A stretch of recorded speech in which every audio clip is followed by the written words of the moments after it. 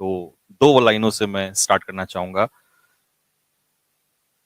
कि सवाल जहर का नहीं था, सवाल जहर का नहीं था, वो तो मैं पी गया। सवाल जहर का नहीं था, वो तो मैं पी गया। तकलीफ लोगों को तब हुई, तकलीफ लोगों को तब हुई जब मैं जहर पीकर भी जी गया। तकलीफ लोगों को तब हुई जब मैं जहर पीकर भी जी गया। क्वेश्चन के प्रैक्टिस सेट सॉल्व करवाएंगे, जिसमें से आपका मिनिमम 50 में से तो 10 से 15 क्वेश्चन फंसने ही हैं। तो चलिए बिना किसी बात की देरी किए हम लोग शुरू करते हैं। तो याइंग occurs due to extension of concentration of CO2 in blood, due to excess concentration in CO2 in lungs, due to excess concentration of O2 in lungs, और none of these। जमुआई आती है। जमुआई क्यों आती है? तो इसका सही आंसर है ए। इसका सही आंसर क्या है? ए। सो बाईलैंग्वेज में, दोनों लैंग्वेज में आप लोग को समझाता हूँ। Due to excess concentration of CO2 के ज़्यादा कॉन्सेंट्रेशन होने के कारण। तो चलिए हम चलते हैं नेक्स्ट क्वेश्चन पे। हमारा नेक्स्ट क्वेश्चन है, which among of the following living has been respiratory organ but does not have a brain. Hindi में एक बार देख लेते हैं क्वेश्चन। निम्नलिखित जीवों में से किसे श्वसन अंग लेकिन मस्तिष्क नहीं है? निम्नलिखित जीवों में से किसमें श्वसन अंग है लेकिन मस्तिष्क नहीं है? यानी कौन सा जानवर है जिसके पास मस्तिष्क तो है, माइंड तो है, लेकिन उसके पास श्वसन अंग है, लंग्स तो है लेकिन ब्रेन नहीं है। तो इसका सही जवाब है स्टारफिश। स्टारफिश के पास लंग्स तो होते हैं लेकिन ब्रेन नहीं होते हैं, लेकिन तभी भी सोचिए कैसे ये जिंदा रहती हैं। चलिए अब हम नेक्स्ट क्वेश्चन पे चलते हैं। Which vitamin helps in blood coagulation. कौन से विटामिन रक्त संगठन में मदद करता है? रक्त संगठन मतलब ब्लड क्लॉटिंग में मदद करता है।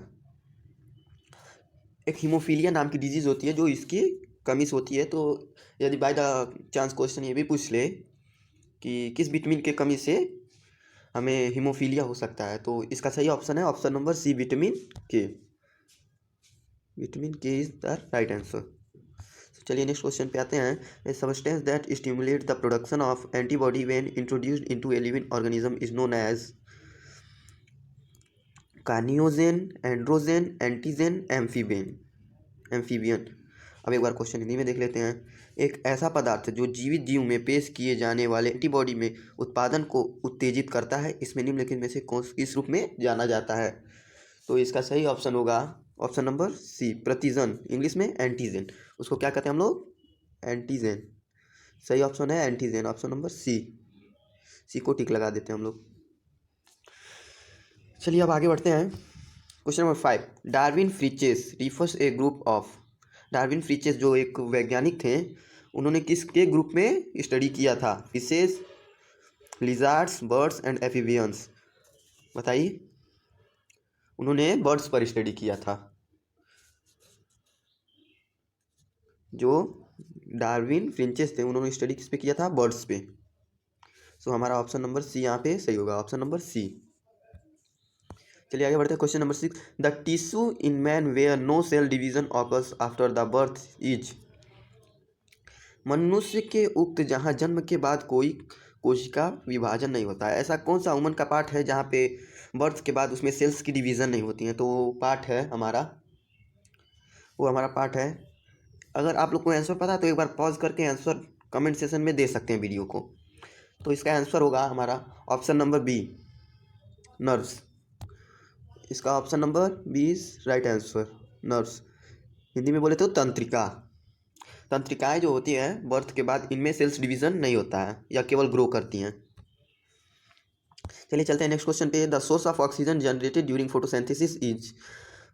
सबसे मोस्ट इंपॉर्टेंट क्वेश्चन है। देखिए, प्रकाश संश्लेषण के दौरान उत्पन्न ऑक्सीजन का स्रोत है। जैसे फोटोसिंथेसिस एक प्रोसेस होता है जिससे प्लांट्स अपने फूड को कंजर्व करते हैं, फूड को चेंज करते हैं, फूड चेन बनाते हैं, जिससे उनका लाइफ साइकिल चलते रहता है। तो बताइए वो फोटोसिंथेसिस में ऑक्सीजन वो किस चीज़ से जनरेट करते हैं? तो ऑक्सीजन जनरेट करते हैं वाटर से। इसका सिंपल सा आंसर है वाटर, क्योंकि वाटर होता है, वाटर जो होता है H2O, और इसमें से हमको निकाल के देते हैं वो O2। तो यहाँ से वो ऑक्सीजन जनरेट कर लेते हैं। सो चलिए अब नेक्स्ट क्वेश्चन पे चलते हैं। विच one of the following element is associated with the teeth disorder. अच्छा, टीथ डिसऑर्डर एक बार हिंदी में पढ़ लेते हैं। निम्नलिखित में से कौन सा तत्व दांतों की बीमारियों से जुड़ा है? इसमें से बताइए ऐसा डिजीज़ है, कौन सी बीमारी है जो दांतों से जुड़ा है? Chlorine, fluorine, bromine, iodine. अब बताइए, अगर आंसर आपको पता है तो वीडियो पॉज करिए और कमेंट सेक्शन में कमेंट डाल दीजिए। तो इसका सही आंसर है fluorine. Fluorine is right answer of the question. So fluorine is right answer of the question, is option number B. चलिए हम चलते हैं नेक्स्ट क्वेश्चन पे। Which one of the following is an abnormal constituent of urine. Hindi में एक बार देख लेते हैं क्वेश्चन को। निम्नलिखित में से कौन सा मूत्र का असामान्य घटक है? मतलब यूरिन में सबसे ज़्यादा क्या चीज़ पाया जाता है? ये है असामान्य घटक है। तो इसका राइट आंसर है ketone bodies. Right answer is ketone bodies. देखिए हिंदी और इंग्लिश दोनों में ऑप्शन सेम रहते हैं और लगभग इन बायोलॉजिकल वर्ड की मीनिंग भी सेम रहती है। तो यदि आप इंग्लिश प्रेफर कर सकते हैं तो English is best for the study of biology. चलिए नेक्स्ट क्वेश्चन पे चलते हैं। Question number 10। Which one of the following sales produces antibodies.